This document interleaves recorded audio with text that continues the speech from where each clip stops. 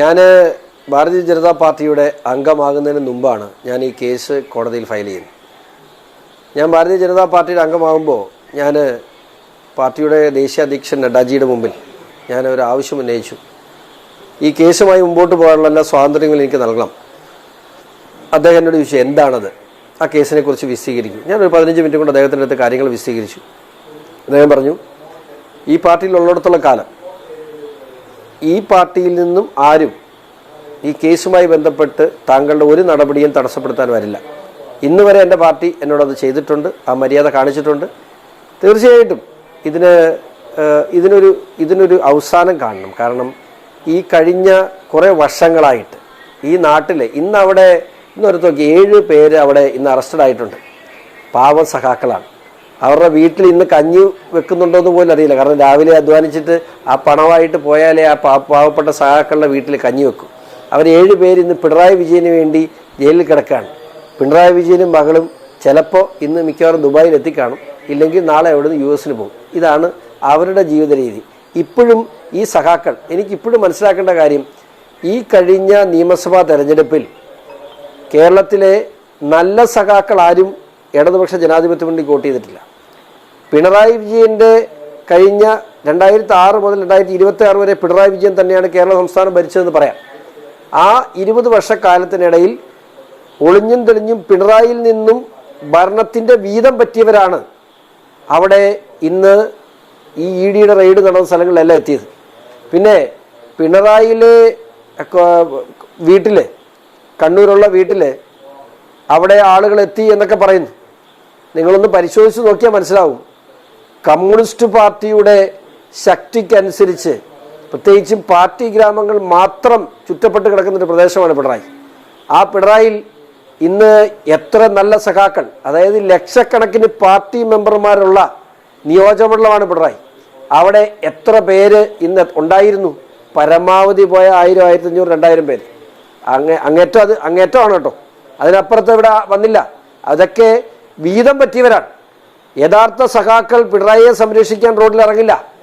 അവരെ തെറ്റിദ്ധരിപ്പിക്കുവാനും അതിലുപരി തെരഞ്ഞെടുപ്പിൽ പിണറായി വിജയൻ കാരണമാണ് ഈ പരാജയം സംഭവിച്ചത് എന്ന് ഉള്ള ധാരണ മാറ്റി പിണറായിക്ക് ഒരു രക്തസാക്ഷി പരിവേഷം കൊടുത്ത് അവിടെ BJPയെ ശത്രു പക്ഷത്ത് നിർത്തിക്കൊണ്ട് പിണറായി വിജയൻ വീണ്ടും പാർട്ടിക്കുള്ളിൽ ശക്തനാക്കാൻ നടക്കുന്ന ഒരു നീക്കം കൂടി ഇത് മാറി.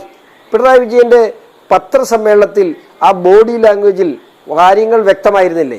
വളരെ വളരെ കൃത്യമായി പിണറായി വിജയൻ പറഞ്ഞു, നമ്മളങ്ങ് ഇറങ്ങാൻ. പണ്ട് ഒരിക്കൽ കൊറോണയുടെ സമയത്ത് മാത്രമാണ്, അല്ലെങ്കിൽ നമ്മുടെ പ്രളയത്തിൻ്റെ സമയത്ത് പിണറായി വിജയൻ ഇത് പറഞ്ഞത് ആവേശത്തോടു കൂടി, ഒരു സംസ്ഥാനത്തിൻ്റെ മുഖ്യമന്ത്രി, എൻ്റെ മുഖ്യമന്ത്രി കൂടിയാണല്ലോ അദ്ദേഹം അത് പറഞ്ഞത് ആവേശത്തോടു കൂടി കേട്ട ഒരു പൊതുപ്രവർത്തനാണ് ഞാൻ.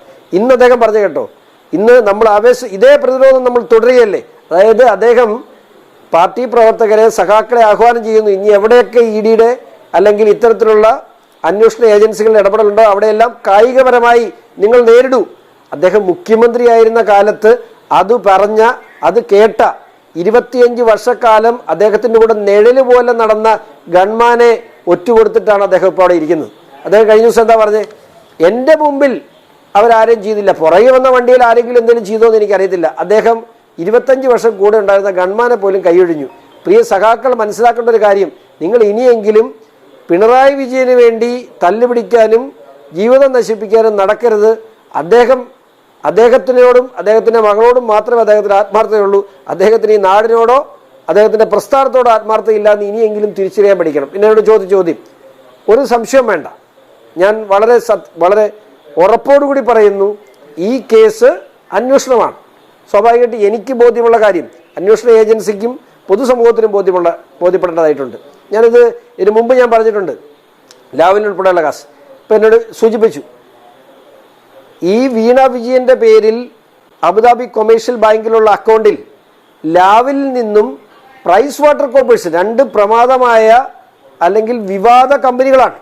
ആ 2 കമ്പനിയിൽ നിന്നും വീണ വിജയൻ്റെ ദുബായിലെ അബുദാബി കൊമേഴ്ഷ്യൽ ബാങ്കിലെ അക്കൗണ്ടിലേക്ക് പണം എഴുതി വന്നിട്ടുണ്ട്. അപ്പോൾ വേറൊരു കമ്പനിയെ കൊണ്ടുവന്നിട്ടുണ്ട്, ഞങ്ങൾക്ക് ഇങ്ങനെ ഒരു അക്കൗണ്ട് ഇല്ല എന്നൊക്കെ അന്ന് പറഞ്ഞു. പക്ഷെ ഞാനിപ്പോഴും പറയുന്നു, വീണ വിജയനും സുനീഷ് എമ്മിനും ജോയിന്റ് സെക്രട്ടേറിയറ്റ് ആയിട്ടുള്ള അബുദാബി കൊമേഴ്ഷ്യൽ ബാങ്കിൻ്റെ അക്കൗണ്ടിൽ പ്രൈസ് വാട്ടർ കുബേഴ്സിൽ നിന്നും ലാവിൻ ഉൾപ്പെടെയുള്ള കമ്പനികളിൽ നിന്നും പണം കൈപ്പറ്റിയിട്ടുണ്ട്. അതൊക്കെ ഇനി ഉള്ള ദിവസങ്ങളിൽ അന്വേഷണത്തിൻ്റെ പരിധിയിൽ വരേണ്ടതാണ്. ED അന്വേഷണം പൂർത്തിയാകുന്നവർക്ക് ഞാൻ എൻഫോഴ്സ്മെന്റ് ഡയറക്ടറേറ്റിൻ്റെയും CBIയുടെയും സെബിയുടെയും അറ്റോമിക് എനർജി ഡിപ്പാർട്ട്മെൻറ്റിൻ്റെയും അന്വേഷണം ആവശ്യപ്പെട്ടുകൊണ്ട് ഞാൻ കൊടുത്ത ഹർജി ബഹുമാനപ്പെട്ട കേരള ഹൈക്കോടതിയിൽ പെൻഡിംഗാണ്. അതിൽ വിധി വരുമ്പോൾ കൂടുതൽ അന്വേഷണ ഏജൻസികൾ ഈ വിഷയത്തിലേക്ക് വരണം. പിന്നെ ഇത് പിണറായി വിജയനിൽ അവസാനിപ്പിച്ചാൽ മതിയോ? ഇന്ന് MA ബേബി സഖാവ് പറഞ്ഞൊരു വിഷയമുണ്ട്. അവിടെ PV മാത്രം മതിയോ? ബാക്കിയുള്ള മന്ത്രിമാരില്ലേ? ഈ കഴിഞ്ഞ 10-25 വർഷക്കാലത്തിനിടയിൽ കേരളത്തിൻ്റെ ഏറ്റവും വലിയ സ്വത്തമായ ഗൾഫിന് എണ്ണ എങ്ങനെയാണോ അതുപോലെ തന്നെ ഇമ്പോർട്ടൻ്റ് ആണ് കേരള തീരത്തെ ധാതുമണൽ. ആ ധാതുമണൽ കൊള്ള ചെയ്യുവാൻ വേണ്ടി കഴിഞ്ഞ കുറേ കാലമായി ഇവിടുത്തെ മാറി മാറി ഭരിച്ചവർ ആരൊക്കെ ആ പണം കൈപ്പറ്റിയിട്ടുണ്ടോ ആ കൈപ്പറ്റിയവരുടെ മുഴുവൻ ലിസ്റ്റും SFIയുടെ എൻക്വയറി റിപ്പോർട്ടിൽ കോടതി സമർപ്പിച്ചിട്ടുണ്ട്. ഞാൻ ആ റിപ്പോർട്ടിൻ്റെ കോപ്പി ആവശ്യപ്പെട്ടു. എനിക്ക് കോടതി അനുവദിച്ചു. രാവിലെ 11 മണിക്ക് എനിക്ക് കോടതി ഉത്തരവ് അനുവദിച്ചു. ഉച്ച കഴിഞ്ഞപ്പോൾ അർജന്റ് പെറ്റീഷൻ മൂവ് ചെയ്ത് ഹൈക്കോടതിയിൽ സ്റ്റേ മേടിച്ചു. ഞാൻ ആ കേസും മുമ്പോട്ട് നടത്തുന്നുണ്ട്. അതും ബഹുമാനപ്പെട്ട ഹൈക്കോടതി ആ ലിസ്റ്റ്, ആ പ്രതികളുടെ അല്ലെങ്കിൽ പണം കൈപ്പറ്റിയ ആളുകളുടെ ലിസ്റ്റ് എനിക്ക് അനുവദിച്ചു തരും എന്നുള്ളതാണ് എൻ്റെ വിശ്വാസം. അന്ന് കേരള സമൂഹത്തിൽ പിണറായി വിജയനോടൊപ്പം തന്നെ എത്ര പേരാരൊക്കെ നമ്മുടെ നാടിനെ വിറ്റ് എന്ന് നമുക്ക് ബോധ്യപ്പെടുന്ന സാഹചര്യമുണ്ടാകും.